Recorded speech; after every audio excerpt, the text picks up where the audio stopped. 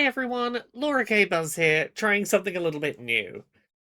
I'm autistic, and one of the fun things about me being autistic is I have these things called special interests or hyperfixations.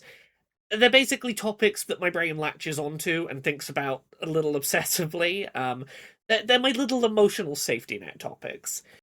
Sometimes I sit down to write a video script, and literally all that I want to write about is a video game that I loved in 2004, or a favourite UK train model and train route, or, as is the case today, a scrapped album by a band that I loved when I was 15. So today, I'm going to give in to that urge and let myself just do an autistic info dump about a topic in your general direction. My hope is that even if you know nothing about this subject going in, that I can explain it to you in a way that's going to get you hyped about the subject, or at least be an engaging story to listen to. Today's topic: My Chemical Romance's scrapped fifth studio album, The Paper Kingdom.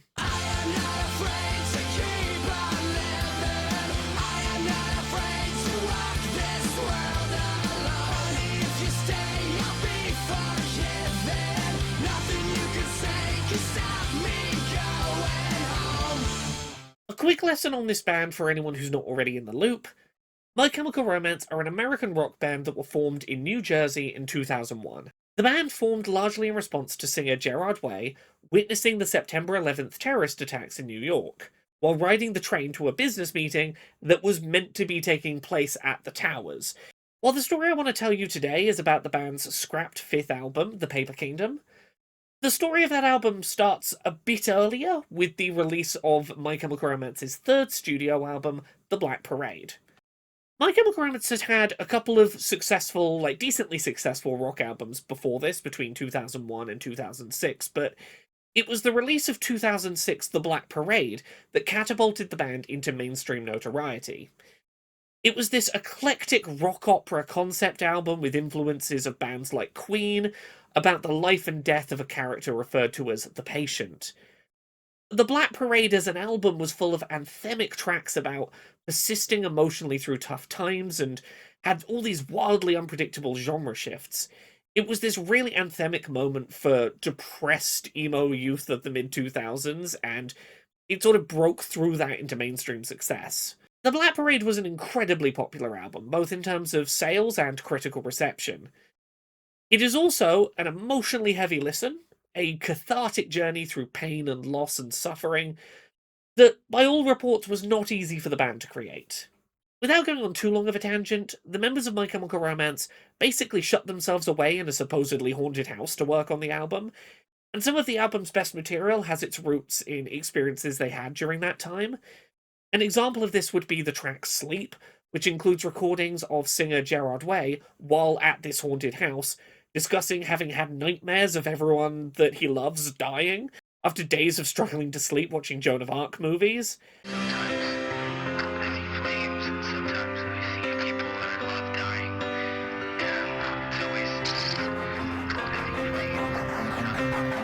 The album is an amazing piece of art, but not the healthiest creative process. So from here, the band sets out to ask, how do you follow up this incredibly successful album, this breakout hit that is like the biggest thing in the world for a while? The band's initial answer is to create a straightforward rock album that doesn't try to tell a cohesive story. Don't invite direct comparisons to The Black Parade by trying to do something very different, something that isn't a concept album. These recording sessions produced a large number of high-quality new songs, but the band wasn't happy with their output during that time. No assembly of tracks in any particular order made them feel the way that they felt working on prior albums. Something wasn't clicking. They didn't feel like they were going to be able to successfully follow up this huge concept album that everyone loved with just a collection of good tracks. Now, we are actually able to listen to a lot of the tracks that were recorded during this era of the band trying to directly follow up The Black Parade, as many of these tracks were released as part of something called Conventional Weapons, a series of singles released toward the end of the band's life, in what, in hindsight, felt like an attempt by the studio to buy some time while the band worked on their fifth album, but we'll get to that later.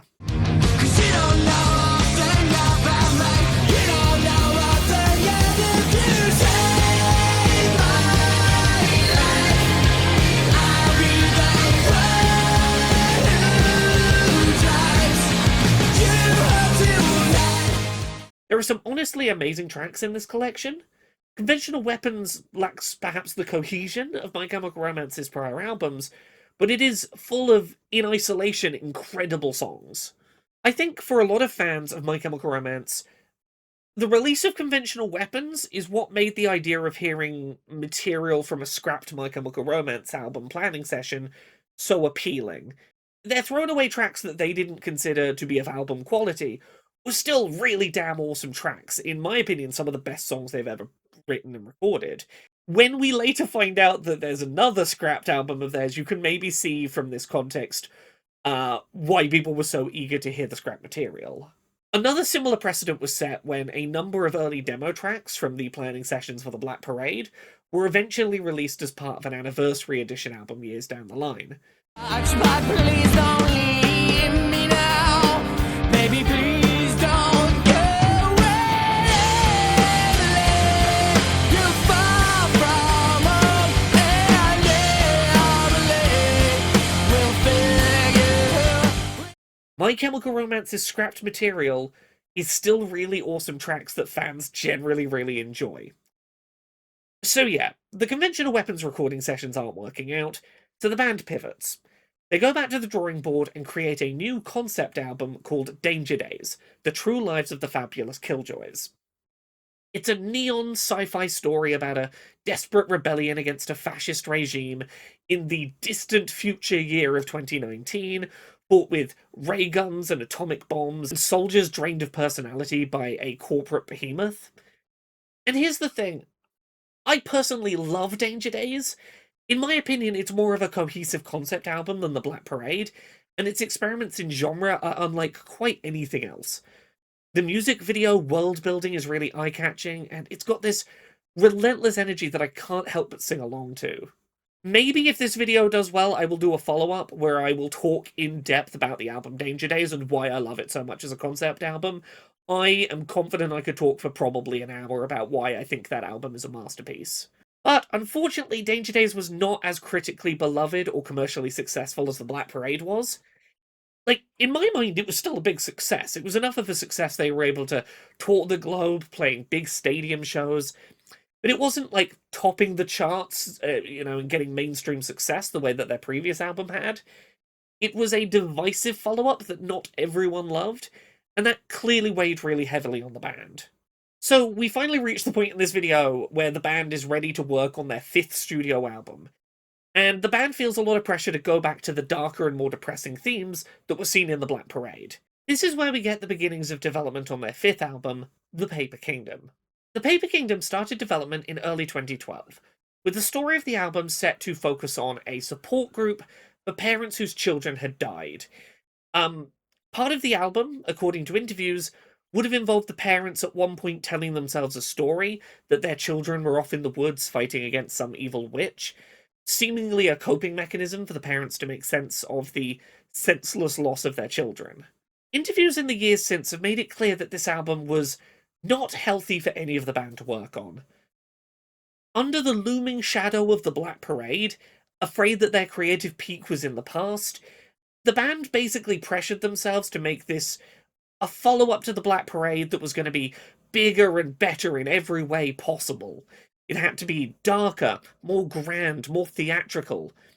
At one point there were discussions of it being a 25-track double CD release, but ultimately it was all forced. An album created exclusively to outdo their previous creative peak, but without a passionate reason for its existence or creation other than be what we made before but more, just didn't really come naturally to them. The toll that it took on the band was immense. A year or so later, in March 2023, the band officially broke up, leaving the Paper Kingdoms in limbo. Estimates were that between 6 and 9 tracks had been finished from the album, depending on which interviews you listen to. In 2014, the band's record label released a greatest hits album titled May Death Never Stop You. The album contained one new track, taken from the scrapped Paper Kingdom sessions, titled Fake Your Death. The only officially released studio recording of a track from the album, Fake Your Death was a really bittersweet goodbye track. one that was really hard to imagine hadn't been written explicitly to commemorate the band's demise.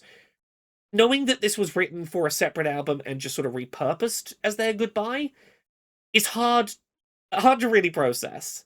But just because we've now gotten to the release of the one track from the Paper Kingdom that was officially studio recorded and mastered and released, does not mean this is the end of our journey discussing the Paper Kingdom.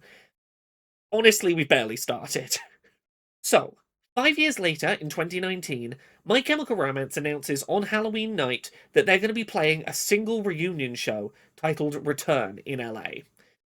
The place and time of this reunion show felt significant. It was the year and location that Danger Days was set in. 5 years after Fake Your Death, they were back performing together, in the location and year that were the focus of Danger Days' story.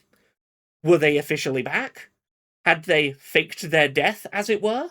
Was this all part of some master plan to come back with new music after a break? The conspiracy theories ran wild.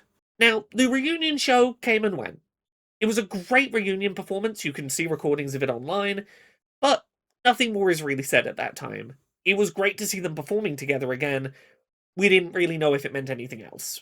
Now, in January of 2020, a couple of months later, we start getting teases that something bigger than a single show might be coming. In a video titled An Offering, we see hooded figures taking part in a dark magic ritual in the woods. Music is played on guitar, with a voice that definitely sounds like it might be Gerard Way singing.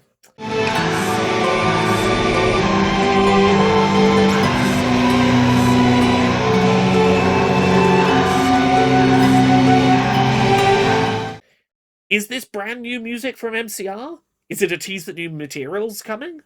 The teaser turned out to be for a UK reunion show in Milton Keynes, but the combination of new logo iconography for the band, what sounded like new music from the band that could totally be an introductory track to a new album, and the mysterious new imagery and lore that they seem to be building, had people wondering whether this was going to be more reunion shows in the vein of the LA show a few weeks prior, or perhaps something more elaborate.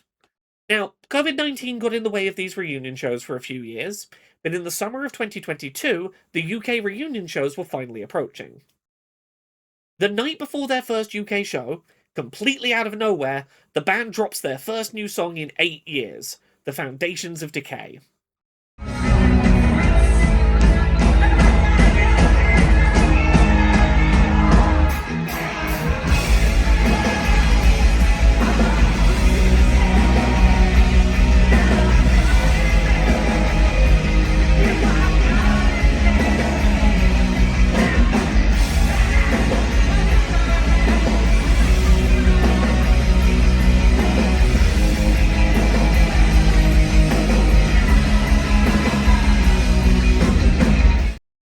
Now, The Foundations of Decay was, when it released, completely unlike anything anyone had previously heard from the band. It placed Gerard Way's vocals deliberately quite far back and distorted in the mix. Roughly 4 minutes deep into this 6.5-minute epic, it devolves into a heavy breakdown section, and it manages to feel both familiar and different at the same time. This is clearly My Chemical Romance back with new music, but it's also nothing like anything they'd performed before. It was this almost rejection of the perfectionism that people had come to expect from their music, and lyrically it's this sort of autobiographical track that just talks about wanting to be able to create imperfect art and not have to be 100% at their peak at every moment, and that it should still be okay to make things. Suddenly, expectations for new music from the band exploded. Was this the track that would come directly after An Offering? Were we going to hear new music from the band at their upcoming shows in a few days? Was a 5th album announcement or even release imminent? As much as this might all seem like wishful thinking when I talk about it now, it wouldn't have been unheard of from this band. The Black Parade as an album was originally revealed to exist as part of a show in London where an announcement over the speaker system stated, "We're very sorry, My Chemical Romance won't be able to perform today, but we've got a replacement act, the Black Parade, who are going to be performing in their place this evening." And as some people start leaving the venue, it becomes apparent that, no, that is My Chemical Romance on stage, and they're playing music we've never heard. What is this? Oh my god, the Black Parade is a stage name. this is the band's new era, and they suddenly played the Black Parade album that hadn't even been announced yet, start to finish without warning for that audience. The idea that you might show up to a My Chemical Romance show and just hear an album of music you've never heard before didn't come without precedence. But it turns out we didn't get new material from the band at these shows. They did perform Foundations of Decay as the opening track for each of these reunion shows, and my god, that track really is tuned to sound amazing in a stadium setting, but we didn't get new music. Now, at this point, we start talking about the leaks when it comes to the Paper Kingdoms. Later in 2022, a user named Excalibur popped up on an online forum for selling and trading unreleased music. The user claimed to have in their possession the full unreleased The Paper Kingdom MCR album, as well as numerous other unreleased demos from the band. To substantiate their claims, they released 3 short clips of tracks with heavy audio watermarks. These, Excalibur claimed, were snippets of tracks titled Dark Cloud, Wake Up, and Witch. Some further inquiries led Excalibur to share that they allegedly had multiple rough early demo recordings for the Foundations of Decay, as well as 12 demo recorded tracks from the Paper Kingdom sessions that the band had recorded. Other track names that Excalibur shared at the time included Birthday Girl, High Hopes, Into Your Arms, and most importantly, War Beneath the Rain. It was tough to tell if these snippets were real from the short and heavily watermarked segments that were shared, but they certainly sounded real at first listen. The demos were reportedly sold to a single buyer for $15,000. Now, the story would probably end here if not for 2 further updates that very much verify Excalibur's story. In July of 2024, a user posted online a full 6-minute version of the song Witch, one of the tracks that Excalibur had claimed to be selling and had shared a little snippet of. Reportedly, there'd been some kind of scam that took place between 2 users who were negotiating a trade of unreleased music between each other, and as retaliation, this first user was dumping a bunch of the other users' unreleased music publicly online in order to screw them over. The track sounded incredibly real. It felt at the time super unlikely that this could have been AI generated. While its authenticity couldn't be immediately proven, it did not take long for a smoking gun of proof to be located. One of the official teaser videos posted to promote the UK My Chemical Romance reunion shows, all the way back in 2020, had used music that at the time nobody recognised.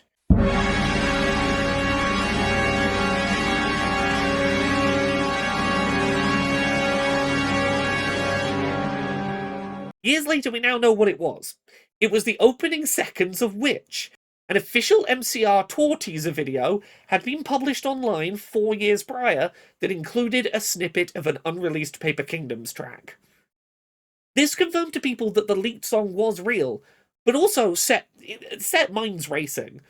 Did this mean that at one point the plan was for them to play some of the Paper Kingdoms material at these reunion shows? Was there a chance that these tracks were being planned to someday see the light of day? Which is very clearly a demo recording, but it makes for a really interesting listen if you are willing to track it down. It's another more than 6-minute long epic track.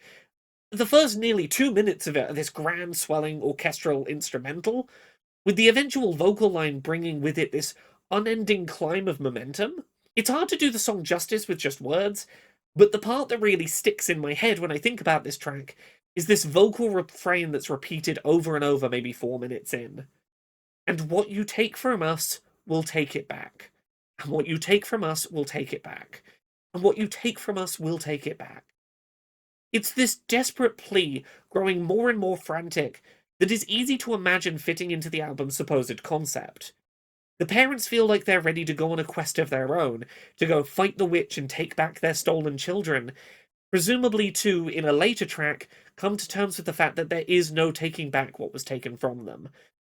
It's the kind of thing where I can imagine very easily, and what you take from us will take it back, getting used as a refrain later as they realise, this isn't a situation where we can do that, we have to move on, we have to accept. You took this from us and we can't take it back. Now, further confirmation that Witch was real, as were the Excalibur leaks more broadly, came in 2025.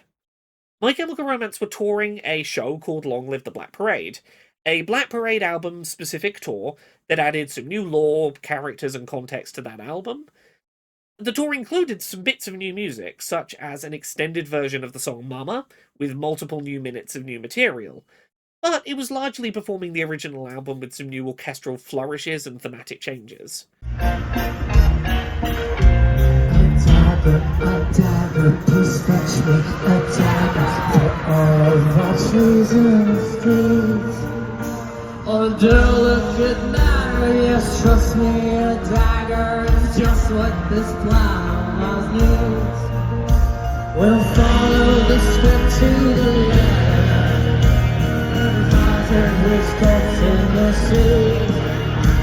You can't see Berlin with the sun in your eye.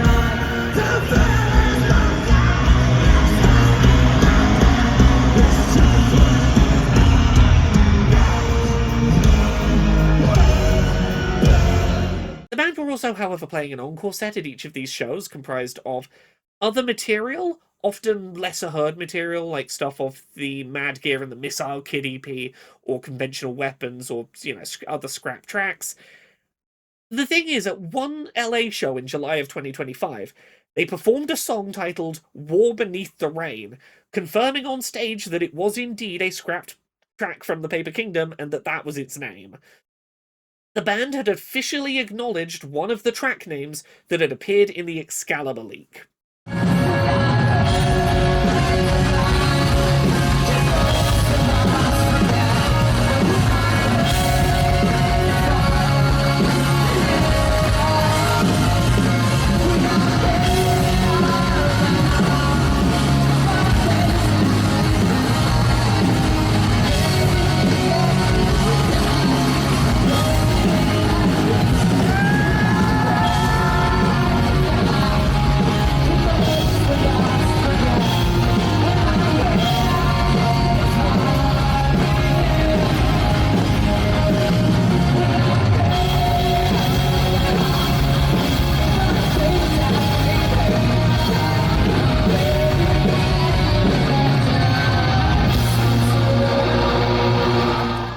It was real. The Excalibur leak is real. If we are to believe Excalibur, which there is no real reason not to at this point, there are 12 Paper Kingdom tracks in demo form floating around the internet in private collector hands. There's which is leaked and out there, a studio demo of War Beneath the Rain, Dark Cloud and Wake Up that we heard those tiny little snippets of originally, as well as Birthday Girl, High Hopes, Into Your Arms, and supposedly at least 5 more demo tracks. Now, that's all there is to say about officially released, leaked, or live performed The Paper Kingdom tracks, but I want to finish this info dump with a little bit of speculation on my part. I think that there's one other The Paper Kingdom track that you can listen to an official studio recording of. Maybe. So, after My Chemical Romance broke up in 2013, the band's various members went off in their own directions, to in many cases pursue their own solo musical projects. Now, the one that I'm going to focus on here is Gerard Way's solo material, and in particular a track called Pinkish. Pinkish is fairly different to the bulk of the material found on his solo album, Hesitant Alien. It's more angry and raw than much of the other solo material recorded by him at this time. It's, however, the lyrics that, to me, make me think it might have been reworked from a Paper Kingdom track, or at least inspired by those recording sessions and the themes that were being explored.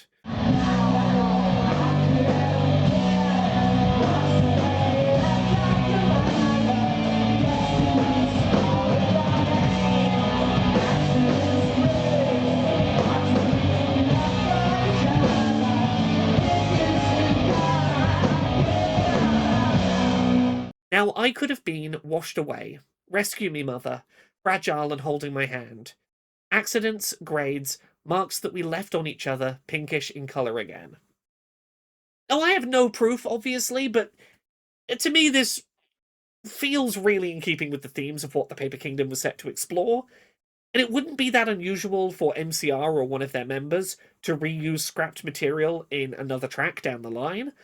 Na Na Na, the big single from the album Danger Days, borrows its lyrical refrain of Everybody Wants to Change the World, but No One Wants to Die, from the scrapped song Make Room. Everybody wants to change the world. Everybody wants to change the world, but no one wants to die. Wanna try, wanna try, wanna try, wanna try, wanna try now. I'm being dead. Everybody wants to change the world. Everybody wants to change the world. No one wants to die. Everybody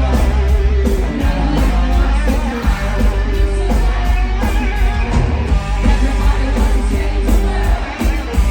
Everybody wants to change the world.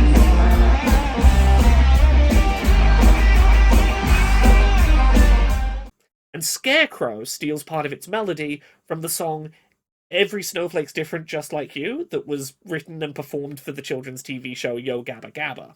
It burns my skin. Never mind about the shape I'm in. I'll keep you safe tonight. Green fur, blue skin, and the very silly way you grin. Big face, small chin.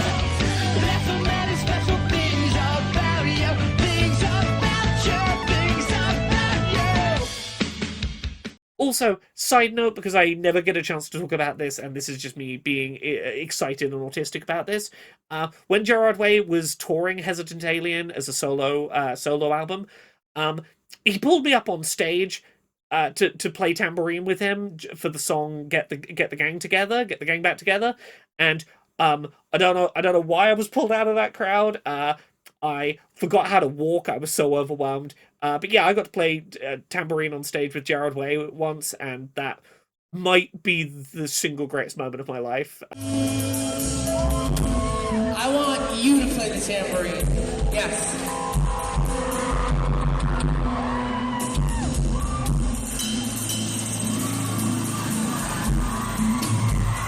Like a professional. Look at that. Like a professional.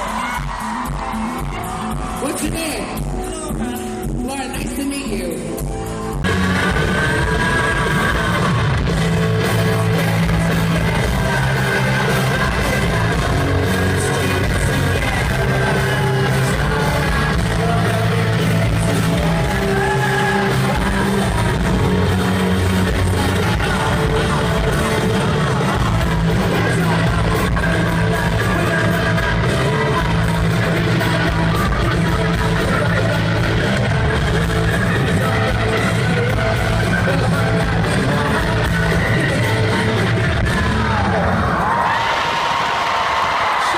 Shake it!